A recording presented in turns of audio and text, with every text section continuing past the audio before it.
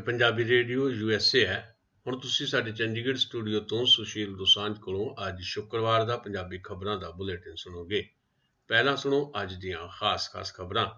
ਪੰਜਾਬ ਵਿੱਚ ਕਿਸਾਨਾਂ ਦੇ ਬੰਦ ਦੇ ਸੱਦੇ ਨੂੰ ਜ਼ਬਰਦਸਤ ਹੁੰਗਾਰਾ, ਕਰਫਿਊ ਵਰਗੇ ਹਾਲਾਤ, ਰੇਲਵੇ ਟਰੈਕ ਤੇ ਸੜਕਾਂ ਮੁਕੰਮਲ ਜਾਮ। 1 ਅਕਤੂਬਰ ਤੋਂ ਅਣਮਿੱਥੇ ਸਮੇਂ ਲਈ ਰੇਲਾਂ ਜਾਮ ਕਰਨ ਦਾ ਐਲਾਨ। ਸੁਖਬੀਰ ਸਿੰਘ ਬਾਦਲ ਵੀ ਟਰੈਕਟਰ ਤੇ ਆਏ ਕਿਸਾਨਾਂ ਦੇ ਹੱਕ ਵਿੱਚ ਧਰਨਾ ਲਾਉਣ। ਪੰਜਾਬੀ ਗਾਇਕ ਹਰਭਜਨ ਮਾਨ, ਰਣਜੀਤ ਬਾਵਾ, ਤਰਸੇਮ ਜੱਸੜ ਤੇ ਕੁਲਵਿੰਦਰ ਬਿੱਲਾ ਨਾਭੇ 'ਚ ਕਿਸਾਨ ਧਰਨੇ 'ਚ ਪਹੁੰਚੇ। ਪੰਜਾਬ ਵਿੱਚ ਕਰੋਨਾ ਵਾਇਰਸ ਨੇ 66 ਹੋਰ ਜਾਨਾਂ ਲਈਆਂ। ਦੇਸ਼ ਭਰ ਵਿੱਚ ਕਰੋਨਾ ਦੇ ਕੇਸ 58 ਲੱਖ ਨੂੰ ਪਾਰ, ਕੁੱਲ ਮੌਤਾਂ 92,000 ਤੋਂ ਪਾਰ। ਪੰਜਾਬ ਪੁਲਿਸ ਦੇ ਸਾਬਕਾ ਮੁਖੀ ਸਮੇਤ ਸੈਣੀ ਅਚਾਨਕ ਮੋਹਾਲੀ ਪਹੁੰਚੇ। 5-7 ਮਿੰਟ ਵਿਸ਼ੇਸ਼ ਜਾਂਚ ਟੀਮ ਦੇ ਇੰਚਾਰਜ ਨੂੰ ਮਿਲ ਕੇ ਫੇਰ ਹੋਏ ਗਾਇਬ। ਬਿਹਾਰ ਵਿਧਾਨ ਸਭਾ ਦੀਆਂ ਚੋਣਾਂ ਦਾ ਐਲਾਨ, 3 ਗੇੜਾਂ ਵਿੱਚ ਪੈਣਗੀਆਂ ਵੋਟਾਂ। ਪਹਿਲੇ ਗੇੜ ਲਈ 28 ਅਕਤੂਬਰ ਨੂੰ ਵੋਟਾਂ ਪੈਣਗੀਆਂ। ਅਤੇ ਦਿੱਲੀ ਵਿੱਚ ਇੱਕ ਬੇਕਾਬੂ ਬੱਸ ਲੋਕਾਂ ਉੱਪਰ ਚੜ੍ਹੀ, 3 ਜਾਨਾਂ ਗਈਆਂ, ਕਈ ਜਣੇ ਜ਼ਖਮੀ ਹੋਏ। ਹੁਣ ਖਬਰਾਂ ਦੀ ਤਫਸੀਲ ਸੁਣੋ। ਖੇਤੀ ਦੇ ਨਾਲ ਜੁੜੇ 3 ਬਿੱਲਾਂ ਉੱਪਰ ਕਿਸਾਨਾਂ ਦਾ ਵਿਰੋਧ ਲਗਾਤਾਰ ਦੇਸ਼ ਭਰ ਵਿੱਚ ਜਾਰੀ ਹੈ। ਅੱਜ ਕਿਸਾਨ ਜਥੇਬੰਦੀਆਂ ਨੇ ਬੰਦ ਦਾ ਐਲਾਨ ਕੀਤਾ ਹੋਇਆ ਹੈ। ਇਸ ਅੰਦੋਲਨ ਦਾ ਸਭ ਤੋਂ ਜ਼ਿਆਦਾ ਅਸਰ ਪੰਜਾਬ, ਹਰਿਆਣਾ ਤੇ ਉੱਤਰ ਪ੍ਰਦੇਸ਼ ਵਿੱਚ ਦੇਖਣ ਨੂੰ ਮਿਲ ਰਿਹਾ ਹੈ। ਪੰਜਾਬ ਵਿੱਚ ਤਾਂ 24, 25 ਅਤੇ 26 ਯਾਨੀ 3 ਦਿਨ ਵਾਸਤੇ ਹੀ ਬੰਦ ਵਰਗੇ ਹਾਲਾਤ ਨੇ। ਦੇਸ਼ ਭਰ ਦੀਆਂ ਜਥੇਬੰਦੀਆਂ ਨੇ 25 ਸਤੰਬਰ ਦੇ ਦੇਸ਼ ਵਿਆਪੀ ਬੰਦ ਦਾ ਐਲਾਨ ਕੀਤਾ ਸੀ। ਕਿਸਾਨ ਵਿਰੋਧ ਪ੍ਰਦਰਸ਼ਨ ਕਰਕੇ ਇਹਨਾਂ ਬਿੱਲਾਂ ਨੂੰ ਵਾਪਸ ਲੈਣ ਦੀ ਮੰਗ ਕਰ ਰਹੇ ਨੇ। ਇਸ ਬੰਦ ਨੂੰ ਮਜ਼ਦੂਰਾਂ, ਕਲਾਕਾਰਾਂ, ਵਪਾਰੀਆਂ, ਸਮਾਜਿਕ ਧਾਰਮਿਕ ਸੰਸਥਾਵਾਂ, ਕਲੱਬਾਂ, ਪੰਚਾਂ, ਸਰਪੰਚਾਂ ਅਤੇ ਲਗਭਗ ਹਰ ਵਰਗ ਦੀ ਹਮਾਇਤ ਮਿਲ ਰਹੀ ਹੈ। ਪੰਜਾਬ ਵਿੱਚ ਬਿਲਕੁਲ ਕਰਫਿਊ ਵਰਗੇ ਹਾਲਾਤ ਨਜ਼ਰ ਆ ਰਹੇ ਨੇ। ਇਸ ਕਾਰਨ ਅੱਜ ਪੰਜਾਬ ਦੇ ਸ਼ਹਿਰੀ ਇਲਾਕਿਆਂ ਵਿੱਚ ਦੁੱਧ ਅਤੇ ਸਬਜ਼ੀਆਂ ਆਦਿ ਦੀ ਸਪਲਾਈ ਵੀ ਪ੍ਰਭਾਵਿਤ ਹੋਈ ਹੈ। ਸ਼ਰਾਬ ਦੇ ਠੇਕੇ ਵੀ ਅੱਜ ਬੰਦ ਨੇ। ਪੰਜਾਬ ਵਿੱਚ 24 ਸਤੰਬਰ ਤੋਂ ਹੀ ਕਿਸਾਨ ਰੇਲਵੇ ਟਰੈਕਾਂ ਉੱਪਰ ਬੈਠੇ ਹੋਏ ਨੇ। ਵੱਡੀ ਗਿਣਤੀ ਵਿੱਚ ਕਿਸਾਨ ਅੰਬਾਲਾ ਤੋਂ ਅੰਮ੍ਰਿਤਸਰ ਅਤੇ ਜੰਮੂ ਜਾਣ ਵਾਲੀਆਂ ਰੇਲਵੇ ਲਾਈਨਾਂ ਉੱਪਰ ਬਿਸਤਰੇ ਵਿਛਾ ਕੇ ਲੇਟੇ ਹੋਏ ਨੇ। ਫਿਰੋਜ਼ਪੁਰ, ਨਾਭਾ ਅਤੇ ਬਰਨਾਲਾ ਸਣੇ ਕਈ ਥਾਵਾਂ ਤੇ ਰੇਲ ਟਰੈਕ ਬੰਦ ਨੇ। ਬੀਤੇ ਦਿਨ ਕਿਸਾਨਾਂ ਨੇ ਟਰੈਕਾਂ ਉੱਪਰ ਟੈਂਟ ਲਾ ਕੇ ਧਰਨੇ ਲਾਏ ਸਨ। ਹੁਣ ਉਹਨਾਂ ਨੇ ਇਹਨਾਂ ਨੂੰ ਪੱਕੇ ਧਰਨੇ ਦਾ ਰੂਪ ਦੇ ਦਿੱਤਾ ਹੈ।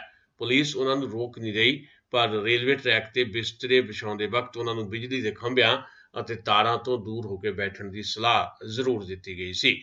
ਪੰਜਾਬ ਦੀਆਂ ਕੋਈ 31 ਕਿਸਾਨ ਜਥੇਬੰਦੀਆਂ ਅਤੇ ਸਿਆਸੀ ਪਾਰਟੀਆਂ ਇਸ ਬੰਦ ਦੀ ਹਮਾਇਤ ਕਰ ਰਹੀਆਂ ਨੇ।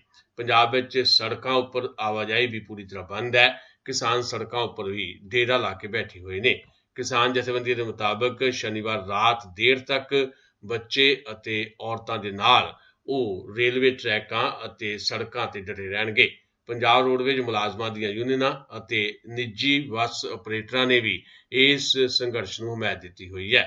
ਇਸੇ ਦੌਰਾਨ ਪੰਜਾਬ ਦੇ ਮੁੱਖ ਮੰਤਰੀ ਕੈਪਟਨ ਅਮਰਿੰਦਰ ਸਿੰਘ ਨੇ ਕਿਸਾਨਾਂ ਨੂੰ ਅਪੀਲ ਕੀਤੀ ਹੈ ਕਿ ਉਹ ਅਮਨ ਕਾਨੂੰਨ ਦੀ ਸਥਿਤੀ ਨੂੰ ਬਣਾ ਕੇ ਰੱਖਣ। ਖੇਤੀ ਬਿੱਲਾਂ ਦੇ ਖਿਲਾਫ ਸ਼੍ਰੋਮਣੀ ਅਕਾਲੀ ਦਲ ਦੇ ਪ੍ਰਧਾਨ ਸੁਖਬੀਰ ਸਿੰਘ ਬਾਦਲ ਅਤੇ ਸਾਬਕਾ ਕੇਂਦਰੀ ਮੰਤਰੀ ਬੀਬੀ ਹਰਸਿਮਰਤ ਕੌਰ ਬਾਦਲ ਵੀ ਅੱਜ ਟਰੈਕਟਰ ਤੇ ਸਵਾਰ ਹੋ ਕੇ ਲੰਬੀ ਦੇ ਨੇੜੇ ਚੱਕਾ ਜਾਮ ਧਰਨੇ ਵਿੱਚ ਸ਼ਾਮਲ ਹੋਏ। ਟਰੈਕਟਰ ਨੂੰ ਸੁਖਬੀਰ ਬਾਦਲ ਖੁਦ ਚਲਾ ਰਹੇ ਸਨ, ਜਦਕਿ ਉਹਨਾਂ ਦੀ ਪਤਨੀ ਹਰਸਿਮਰਤ ਕੌਰ ਬਾਦਲ ਨਾਲ ਬੈਠੇ ਸਨ।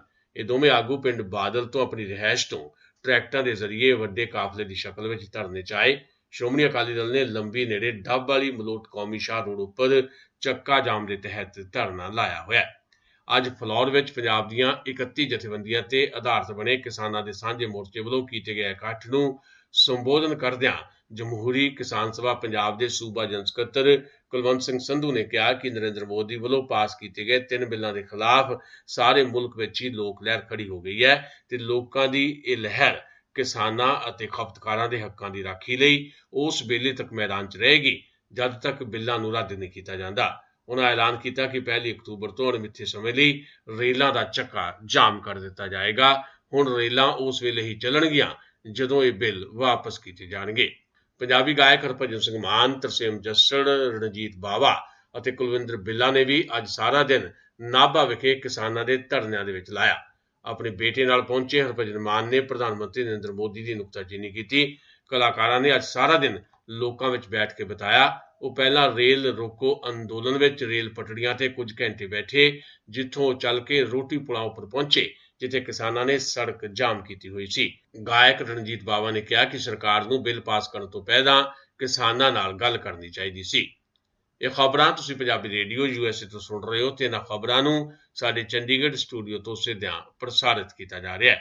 ਖਬਰਾਂ ਨੂੰ ਸਪਾਂਸਰ ਕਰ ਰਹੇ ਨੇ ਖਾਲਸਾ ਇੰਸ਼ੋਰੈਂਸ ਏਜੰਸੀ ਵਾਲੇ। ਜੇਕਰ ਤੁਸੀਂ ਜਾਂ ਤੁਹਾਡੇ ਪਰਿਵਾਰ ਦੇ ਕਿਸੇ ਮੈਂਬਰ ਨੇ ਹਾਲੇ ਤੱਕ ਵੀ ਲਾਈਫ ਇੰਸ਼ੋਰੈਂਸ ਨਹੀਂ ਕਰਵਾਈ ਤਾਂ ਅੱਜ ਹੀ ਖਾਲਸਾ ਇੰਸ਼ੋਰੈਂਸ ਏਜੰਸੀ ਨੂੰ ਕਾਲ ਕਰੋ, ਜੋ ਕਿ ਅਮਰੀਕਾ ਦੀਆਂ ਟੌਪ ਰੇਟਡ ਕੰਪਨੀਆਂ ਨਾਲ ਤੁਹਾਡੀ ਬਹੁਤ ਹੀ ਵਾਜਬ ਰੇਟ ਤੇ ਲਾਈਫ ਇੰਸ਼ੋਰੈਂਸ ਕਰਵਾ ਕੇ ਦੇਣਗੇ। ਖਾਲਸਾ ਇੰਸ਼ੋਰੈਂਸ ਏਜੰਸੀ ਦਾ ਟੈਲੀਫੋਨ ਨੰਬਰ ਨੋਟ ਕਰ ਲਓ 408 272 2500। ਯਾਦ ਰੱਖੋ ਖਾਲਸਾ ਇੰਸ਼ੋਰੈਂਸ ਏਜੰਸੀ ਦਾ ਟੈਲੀਫੋਨ ਨੰਬਰ 4082722500। ਚਲੋ ਫਿਰ ਚੱਲਦੇ ਹਾਂ ਕੁਝ ਹੋਰ ਖਬਰਾਂ ਵੱਲ। ਪੰਜਾਬ ਵਿੱਚ ਕੋਰੋਨਾ ਦੇ 1915 ਨਵੇਂ ਮਰੀਜ਼ ਮਿਲੇ ਨੇ ਤੇ 66 ਹੋਰ ਮੌਤਾਂ ਹੋ ਗਈਆਂ ਨੇ। ਅੰਮ੍ਰਿਤਸਰ ਦੇ ਵਿੱਚ ਪਿਛਲੇ 24 ਘੰਟਿਆਂ 'ਚ 13, ਜਲੰਧਰ 'ਚ 8, ਲੁਧਿਆਣੇ 'ਚ 7, ਬਠਿੰਡਾ 6, ਪਟਿਆਲਾ ਤੇ ਕਪੂਰਥਲਾ ਦੇ ਵਿੱਚ 4-4, ਰੋਪੜ 5, ਫਿਰੋਜ਼ਪੁਰ, ਨਵਾਂਸ਼ਹਿਰ, ਮੋਹਾਲੀ, ਤਰਨਤਾਰਨ ਵਿੱਚ 2-2, ਹੁਸ਼ਿਆਰਪੁਰ ਤੇ ਸੰਗਰੂਰ ਵਿੱਚ 3-3, ਗੁਰਦਾਸਪੁਰ, ਮਾਨਸਾ, ਫਾਜ਼ਿਲਕਾ, ਮੋਗਾ, ਪਠਾਨਕੋਟ ਤੇ ਫਰੀਦਕੋਟ ਵਿੱਚ 1-1 ਮੌਤ ਹੋਈ ਹੈ। ਕੁੱਲ ਮਰੀਜ਼ ਹੁਣ 1,05,097 ਤੇ ਮ੍ਰਿਤਕਾਂ ਦੀ ਕੁੱਲ ਗਿਣਤੀ 3113 ਹੋ ਗਈ ਹੈ। ਵੀਰਵਾਰ ਨੂੰ 2231 ਮਰੀਜ਼ ਡਿਸਚਾਰਜ ਹੋਏ ਨੇ। ਹੁਣ ਤੱਕ 82,729 ਮਰੀਜ਼ ਠੀਕ ਹੋ ਚੁੱਕੇ ਨੇ। ਰਿਕਵਰੀ ਰੇਟ 78.71% ਹੋ ਗਿਆ ਹੈ। ਪੰਜਾਬ ਵਿੱਚ 19,255 ਮਰੀਜ਼ਾਂ ਦਾ ਇਲਾਜ ਚੱਲ ਰਿਹਾ ਹੈ। ਇਹਦੇ ਵਿੱਚੋਂ 443 ਮਰੀਜ਼ ਆਕਸੀਜਨ ਤੇ ਨੇ ਤੇ 76 ਮਰੀਜ਼ਾਂ ਨੂੰ ਵੈਂਟੀਲੇਟਰ ਤੇ ਰੱਖਿਆ ਗਿਆ ਹੈ। ਹੁਣ ਤੱਕ ਪੰਜਾਬ ਵਿੱਚ 16,82,723 ਲੋਕਾਂ ਦੇ ਸੈਂਪਲ ਲਏ ਜਾ ਚੁੱਕੇ ਨੇ। ਫਿਕਰਮੰਦੀ ਵਾਲੀ ਗੱਲ ਇਹ ਹੈ ਕਿ ਮੌਤ ਦੀ ਦਰ ਪੰਜਾਬ ਵਿੱਚ ਹਾਲੇ ਵੀ 2.90% ਤੋਂ ਜ਼ਿਆਦਾ ਬਣੀ ਹੋਈ ਹੈ। ਭਾਰਤ ਵਿੱਚ ਕੋਵਿਡ-19 ਦੇ ਕੇਸ ਸ਼ੁੱਕਰਵਾਰ ਨੂੰ 58,23,500 ਤੱਕ ਪਹੁੰਚ ਗਏ ਨੇ।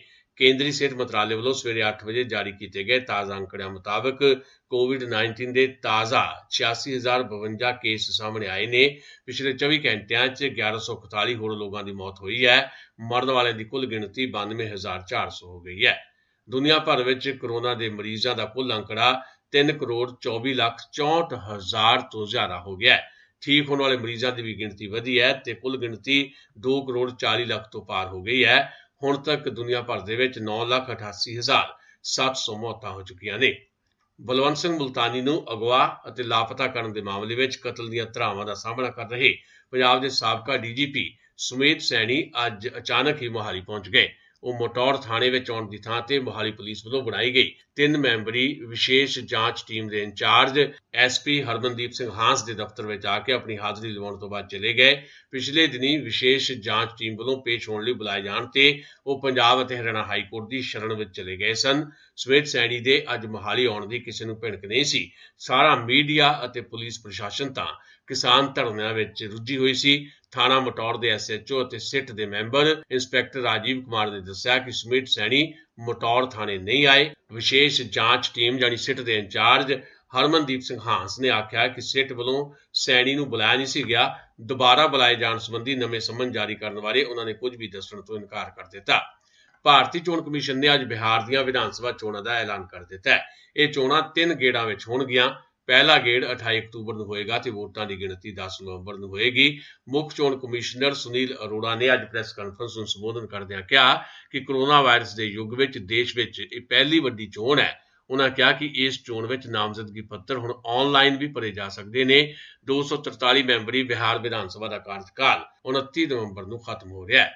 ਕੌਮੀ ਰਾਜਧਾਨੀ ਦਿੱਲੀ ਵਿੱਚ ਵੀਰਵਾਰ ਦੀ ਦੇਰ ਰਾਤ ਬੇਕਾਬੂ ਹੋਈ ਇੱਕ ਬੱਸ ਕਈ ਰਾਹਗੀਰਾਂ ਨੂੰ ਜ਼ਖਮੀ ਕਰ ਗਈ ਤੇ ਇਸ ਹਾਦਸੇ ਵਿੱਚ 12 ਸਾਲਾ ਲੜਕੇ ਸਣੇ 3 ਲੋਕਾਂ ਦੀ ਮੌਤ ਹੋ ਗਈ। ਇਹ ਹਾਦਸਾ ਰਾਤ ਦੇ ਕਰੀਬ 9:30 ਵਜੇ ਦਿੱਲੀ ਦੇ ਨੰਦ ਨਗਰੀ ਇਲਾਕੇ ਵਿੱਚ ਵਾਪਰਿਆ।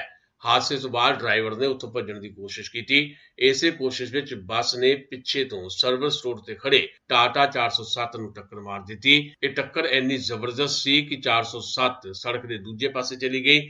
ਬੱਚਿਆਂ ਸਣੇ ਜ਼ਖਮੀ ਹਾਲਤ ਵਿੱਚ ਲੋਕਾਂ ਨੂੰ ਦੇਖਣ ਤੋਂ ਬਾਅਦ ਮੌਜੂਦ ਲੋਕ ਗੁੱਸੇ ਵਿੱਚ ਆ ਗਏ ਤੇ ਬੱਸ ਉੱਪਰ ਪੱਥਰ ਸੁੱਟਣੇ ਸ਼ੁਰੂ ਕਰ ਦਿੱਤੇ। ਲੋਕਾਂ ਨੇ ਬੱਸ ਡਰਾਈਵਰ ਨੂੰ ਮੌਕੇ ਤੋਂ ਫੜ ਲਿਆ ਤੇ ਪੁਲਿਸ ਦੇ ਹਵਾਲੇ ਕਰ ਦਿੱਤਾ।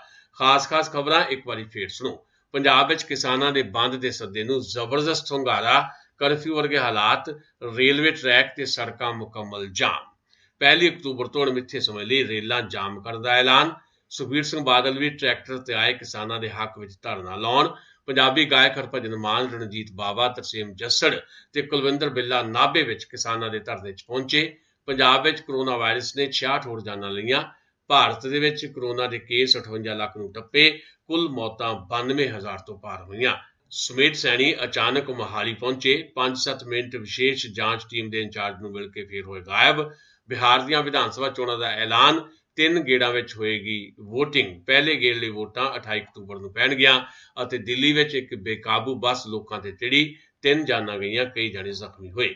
ਇਹ ਸਨ ਸਾਡੀਆਂ ਅੱਜ ਦੀਆਂ ਖਬਰਾਂ। ਤਾਜ਼ਾ ਖਬਰਾਂ ਲਈ ਕੱਲ ਇਸੇ ਵਕਤ ਆਪਣੀ ਫਿਰ ਮੁਲਾਕਾਤ ਹੋਏਗੀ। ਹੁਣ ਦਿਓ ਸੁਸ਼ੀਲ ਦੋਸਾਂਝ ਨੂੰ ਆ ਗਿਆ। ਪੰਜਾਬੀ ਰੇਡੀਓ USA ਦੇ ਸਰੋਤਿਆਂ ਲਈ ਬਹੁਤ ਬਹੁਤ ਸ਼ੁਭ ਸ਼ਾਮਾਂ।